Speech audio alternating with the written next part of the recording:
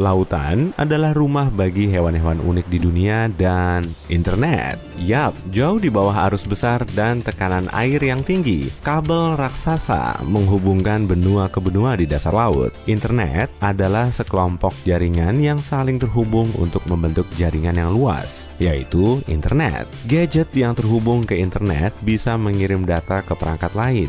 Bayangkan saja seperti sekelompok orang yang duduk bersama dan selalu membahas hal-hal baru yang bisa disimpan dan dipakai. Kamu nggak mungkin bisa nonton video ini tanpa internet. Semuanya dimulai pada tahun 1969 saat sebuah organisasi bernama ARPANET merilis fungsi dasar pertama yang menyerupai internet dengan menghubungkan 4 komputer di 4 universitas berbeda di Amerika.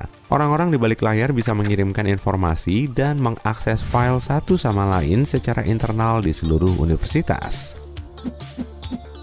Pada tahun 90-an, internet mulai terbentuk dengan lahirnya World Wide Web atau seperti yang kita kenal sekarang dengan sebutan www. Meski begitu, kita nggak perlu menuliskannya lagi saat mencari sesuatu di mesin pencari. Internet membuka jalan bagi situs web yang menyediakan beragam informasi. Kemudian, pada awal tahun 2000-an, broadband lahir. Bagi kamu-kamu yang belum lahir saat itu, inilah contoh suara yang biasanya kami dengar.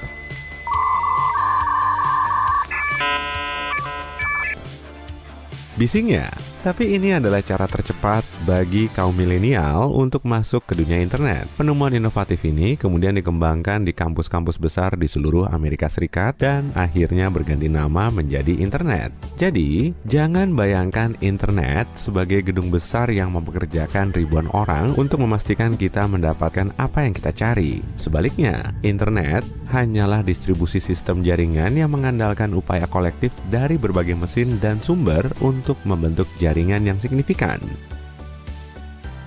Perbedaan antara komputer dan internet adalah komputer butuh perangkat keras untuk bekerja, sedangkan internet bergantung pada jaringan yang tidak harus selalu ada. Jadi, jika sekelompok server di suatu negara mati, bukan berarti seluruh dunia akan terpengaruh. Beberapa situs web mungkin ikut mati, tapi kalau kamu berada agak jauh dengan negara lain, efeknya mungkin tidak terasa. Pusat data menyediakan informasi seperti video yang kamu tonton sekarang ini, dan mengirimkannya ke satelit yang mengorbit bumi. Pusat data menyimpan data konten di tempat bernama SSD di dalam perangkat keras besar bernama server atau peladen.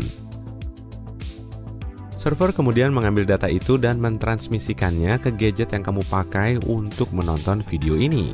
Tapi cara ini kurang baik dan menyebabkan latensi tinggi. Jadi, internet dihubungkan dengan kabel jaringan fiber fisik yang tersebar kemana-mana. Ada hampir 1,2 juta kilometer kabel yang menghubungkan seluruh benua. Banyak perusahaan menggelontorkan uang ke proyek kabel bawah air untuk dipakai bersama. Bayangkan kabel ini seperti jalan raya rumit yang menghubungkan kota-kota. Kabel adalah sekelompok benang fiber kaca halus yang disatukan. Orang-orang di belakang kabel ini di tempatnya masing-masing menghabiskan setidaknya 1 tahun untuk merencanakan dan menyusun jalan raya kabel ini.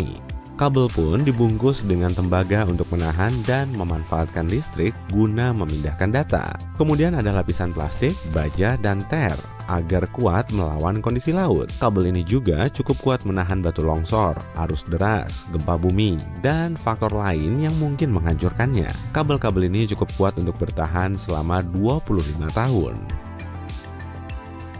Setelah kabelnya dibuat, waktunya kita kirim ke laut. Kabel dibawa dengan kapal besar. Kabel pun diatur secara strategis dan memadai agar tidak merusak lingkungan dan takkan rusak dalam proses pemasangannya. Meski kita menggunakan Wi-Fi untuk terhubung ke internet di masa sekarang, masih ada kabel fisik yang terhubung ke penyedia layanan internet dengan perangkat keras khusus agar kamu bisa tersambung ke internet.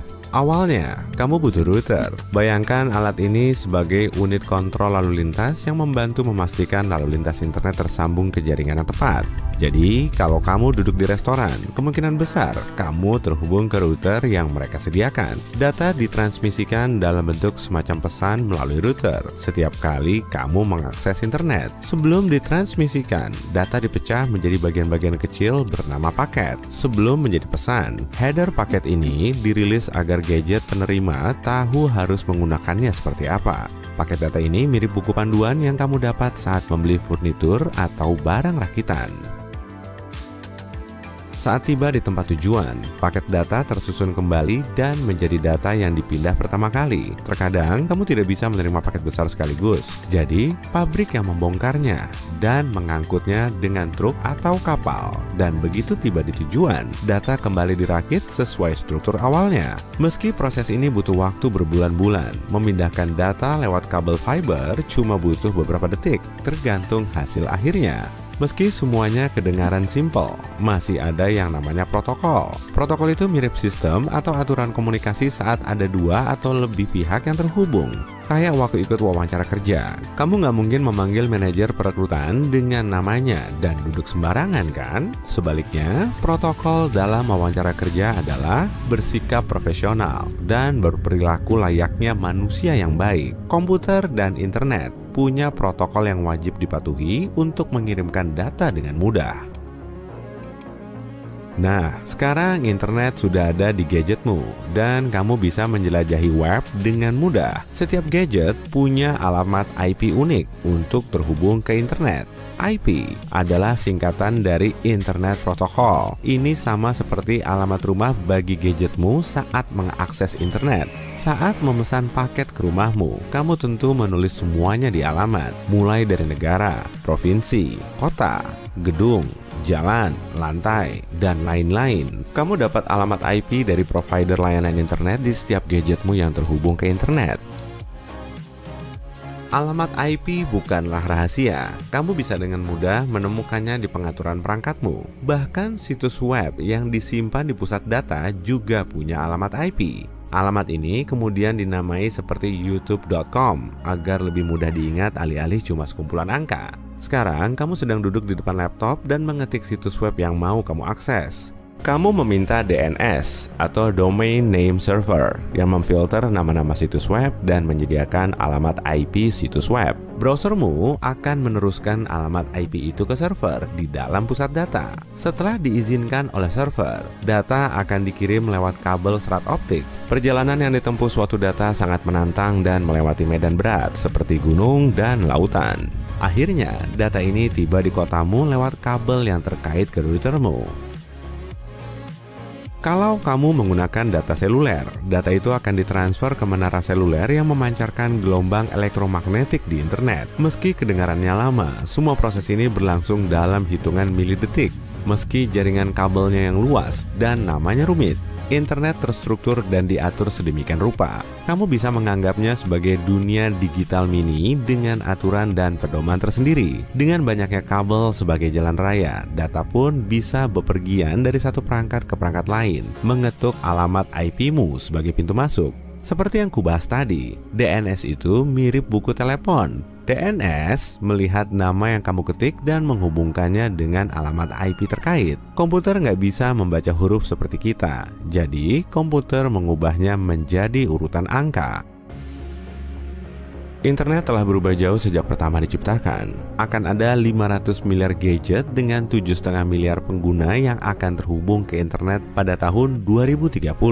Dunia digital akan terjalin dengan dunia nyata di masa depan. Keyboard, mouse, ataupun layar akan hilang.